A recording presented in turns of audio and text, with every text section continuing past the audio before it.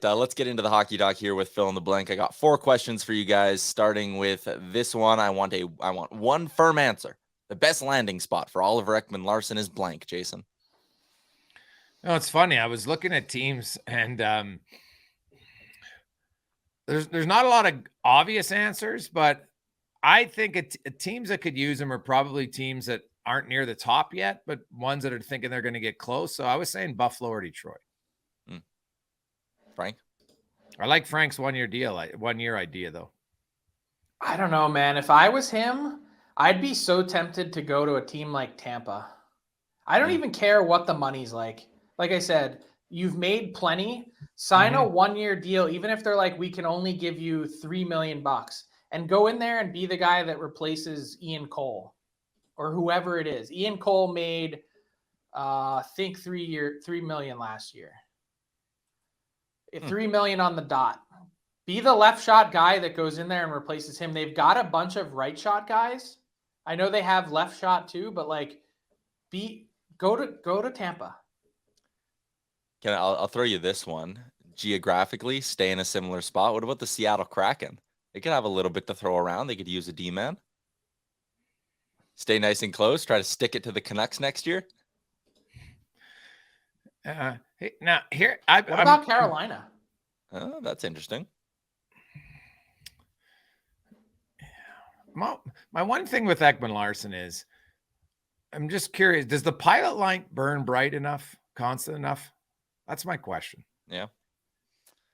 Can we just create a headline for that? Jason Gregor says Oliver Ekman-Larsson has no fire. I never said. It's a decent question. I never said none. I'm not. I don't think you're wrong. I mean, I think it's a fair question to ask. And really, any player that signs an 8-year, $66 million deal in Arizona deserves to have that question asked of them. Yep. It's not about loyalty. Theoretically, you would have gotten that money anywhere. All right. Next one I got for you guys. The Canadian team that's most likely to use a buyout next is blank. Frank? A couple candidates.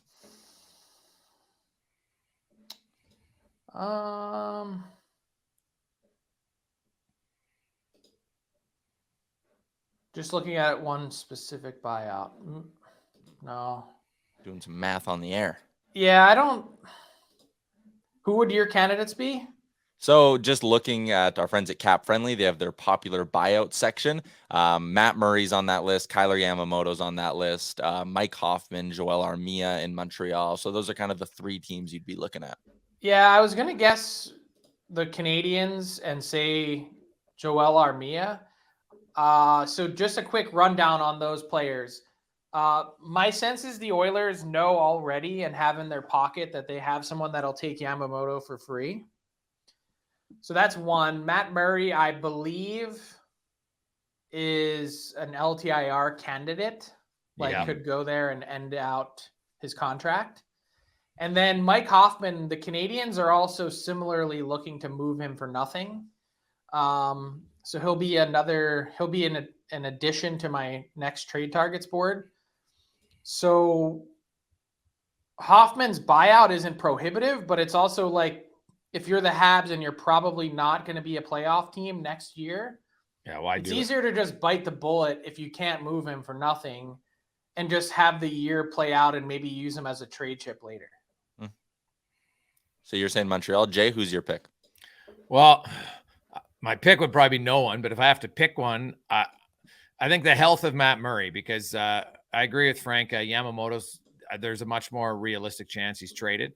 And I think Matt Murray, like if you bought out Matt Murray this year, you basically save a full $4 million, right? Because he's a 4.867 cap hit for Toronto, and he'd be down to 867. So that frees up $4 million on a team that doesn't have a boatload of cap space. But if he goes on LTIR, now the difference is if you have guys on LTIR and you stay there all year long, it limits some of your flexibility. You don't get to accrue cap space all year long. So, Toronto will have to talk to their capologist and, what's they're also trying to trade him for that exact reason. Yeah, exactly. So here's the funny thing about the Leafs.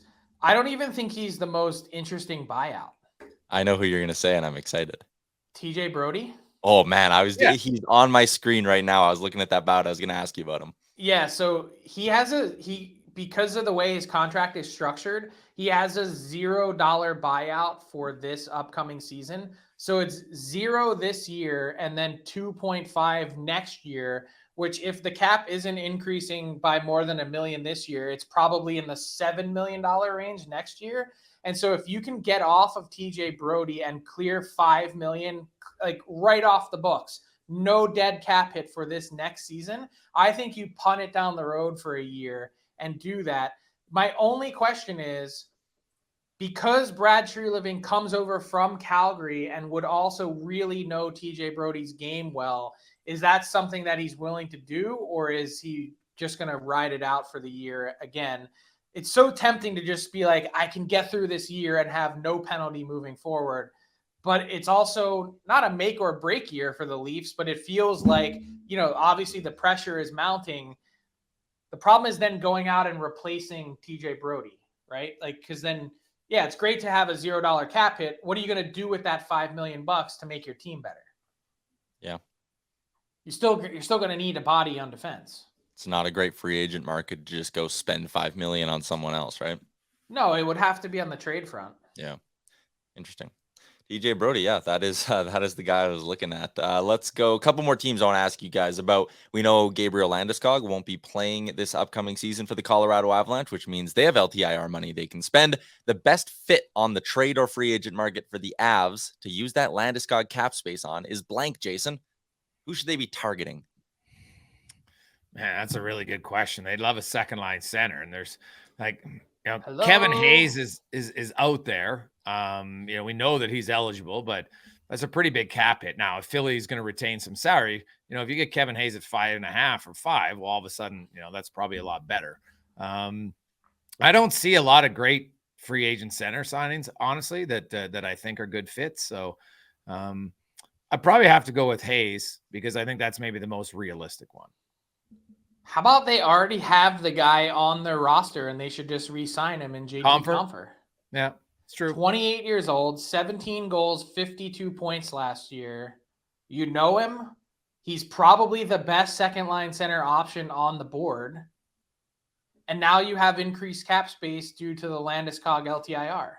I mean, isn't it a ready-made? My only question is, what are they doing? Like, they've known about this Landeskog thing for a while now.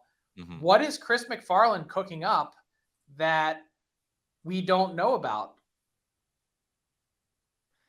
They could do Compher and go get someone. They'll have close to $20 million once Landeskog's on LTIR. Well, no. That's no. They only have 1, 2, 3, 4, 5, 6 forwards and 5 defensemen signed and 2 goalies. So that's 13, meaning they need to fill out at least 7 roster spots just to get to 20.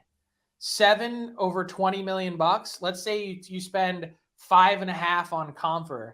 That leaves you $14.5 million to get 6 guys. They have no cap space, is the answer. Yeah, okay. I mean, they have contracts they can move out. Like, I'm kind of sitting here going, if they go get Hayes, you have Girard in the deal to make the money work, right?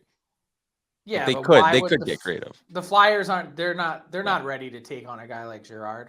You got to trade Girard somewhere else, and then use that capital to whatever entice the Flyers. Yeah, or it's a 3-way deal, right? Yeah. Your answer is Compher. Okay. Yeah, I would say also the Flyers are willing to retain, I think, a pretty significant chunk. They're going to wield their cap space. So I think you could get Hayes in the $4 million range. Man, that'd be something, especially with 3 years left on that deal to get that guy at that cap hit with a little bit of term. That'd be something. Last one I got for you. Again, I was perusing Cap Friendly this weekend, as you do, and I was looking at the teams with the most cap space, right? Anaheim rebuilding, Chicago rebuilding, Arizona's in the bottom 5, they're rebuilding. But then there's Detroit, who I look at with $30 million, and I'm like, man, that's a team who's really shouldn't be rebuilding anymore. They should be looking to move forward. So the question is, the biggest need for the Red Wings this offseason is blank, Frank. I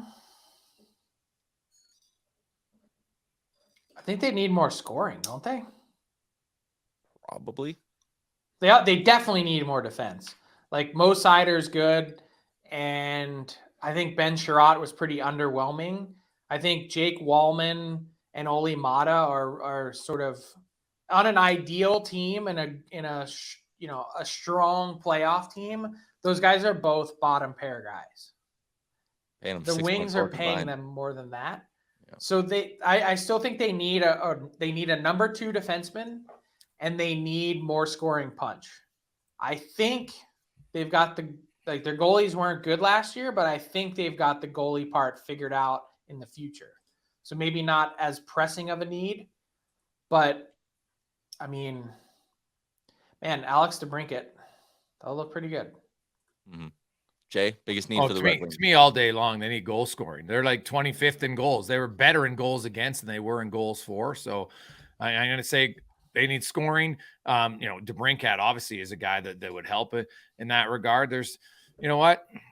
Like, there's not a ton of free agents, out there. You wonder if, do they have any interest? Like, does Tarasenko have any interest in them or not? But they need somebody who can put the puck in the back of the net. And maybe, you know what, rather than go big game hunting, just get a few guys, 18, 22 goal scorers, something like that would be better off for them. But they got to add some offense. How scary is that? They were better in goals against than they were goals for, and they didn't have any goaltender with a save percentage north of .895. Yeah, bingo. Yeah, that's alarming. Oh, there you go. Should be an interesting summer in Detroit with the Yzer plan. That's a wrap on this week's edition of Fill in the Blank.